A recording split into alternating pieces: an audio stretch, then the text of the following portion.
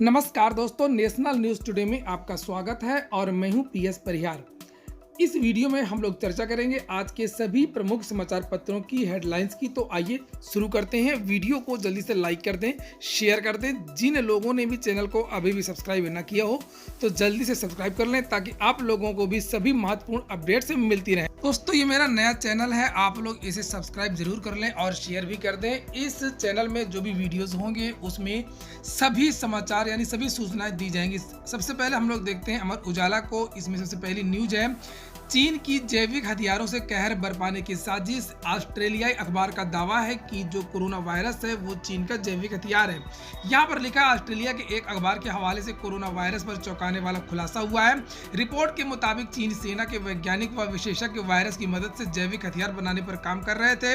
6 साल पुराने हैरान करने वाले दस्तावेजों से साफ है कि चीनी विशेषज्ञ कृत्रिम वायरस से इंसानों को पहले बीमार करने और बाद में युद्ध में इसका इस्तेमाल करने की तैयारी कर रहे थे। केवल ऑस्ट्रेलिया ही नहीं, बहुत सारे ऐसे देश हैं जो ये मान रहे हैं कि चीन की ही लैब से यह वायरस निकला हुआ है।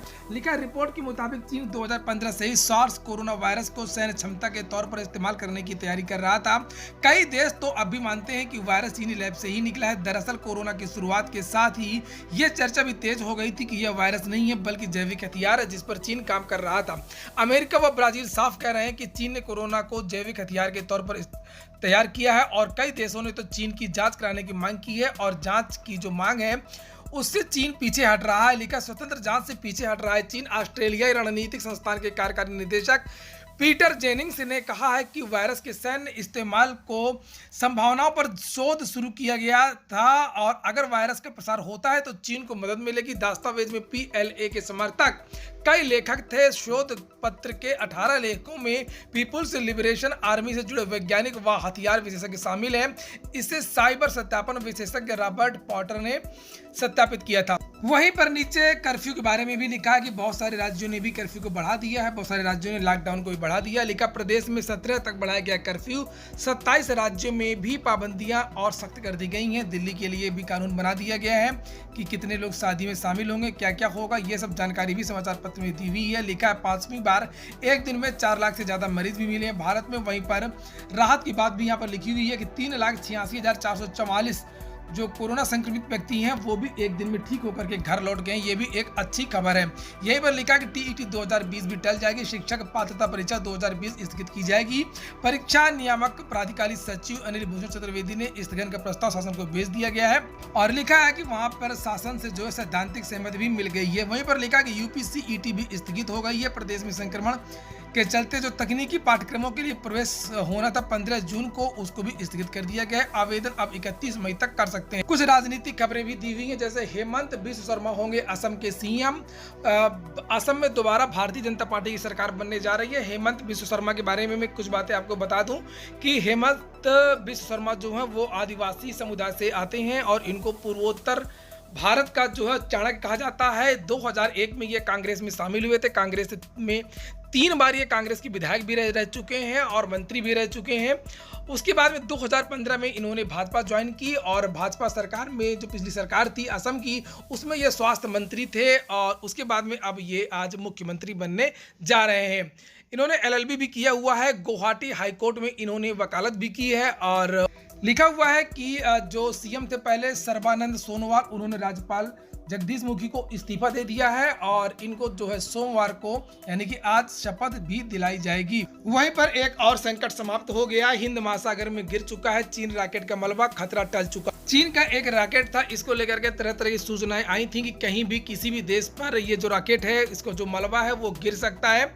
लिखा है, अंतरिक्ष में बेकाबू हुए चीन के सबसे बड़े रॉकेट लॉन्ग मार्च का मलबा आखिरकार रविवार को पृथ्वी के वायुमंडल में प्रवेश कर गया और इसके ज्यादातर अवशेष जल गए हैं और मालदीव के पास हिंद महासागर में गिर चुके हैं। चीन की अंतरिक्ष एजेंसी ने यह जानकारी दे दी है। वहीं पर एक और अच्छी सूचना है। अच्छी सूचना भी समाचार पत्रों में आनी चाहिए। जैसे लिखा हुआ कि महाराष्ट्र के एक 103 साल के बुजुर्ग ने कोरोना को मात दे दी है। कोरोना से बुरी तरह प्रभावित महाराष्ट्र के पालघर में 103 साल के बुजुर्ग ने कोरोना को मात दी है। रविवार को अधिकारियों ने बताया कि शमराव इंगले मूल रूप से वीरेंद्र नगर के रहने वाले हैं। संक्रमण के बाद पालघर के अस्पताल में भर्ती कराया गया था।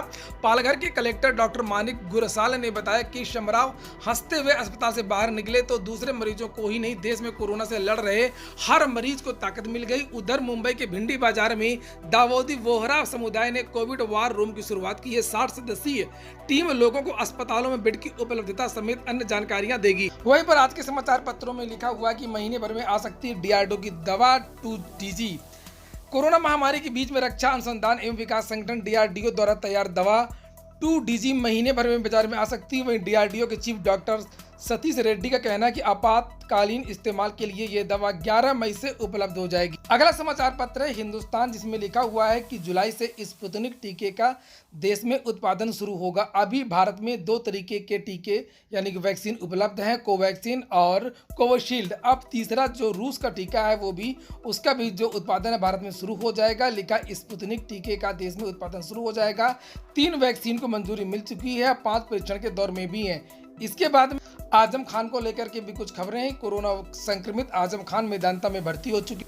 कोरोना कर्फ्यू 17 तारीख तक बढ़ा दिया गया। स्कूल और कॉलेज 20 तारीख तक बंद कर दिए गए हैं। प्रयागराज के लिए एक और अच्छी खबर आ चुकी है कि सक्रिय मामलों में प्रयागराज जो है वो टॉप 10 से बाहर हो चुका है और नंबर 1 पर जो सबसे ज्यादा सक्रिय कोरोना संक्रमित जो मामले हैं इस समय वो लखनऊ में है, मेरठ में है, वाराणसी, कानपुर नगर, गौतम बुद्ध नगर, मुरादाबाद, गोरखपुर, सहारनपुर, झांसी, बरेली और लास्ट में आता है आपका प्रयागराज। अगली सूचना इलाहाबाद विश्वविद्यालय के बारे में भी है कि प्रवेश प्रक्रिया के लिए NTA को पत्र भेज दिया गया है। प्रवेश इलाहाबाद विश्वविद्यालय और संगठक कॉलेजों में शैक्षिक सत्र 2020-21 में दाखिले की प्रक्रिया अभी शुरू नहीं हो सकी है।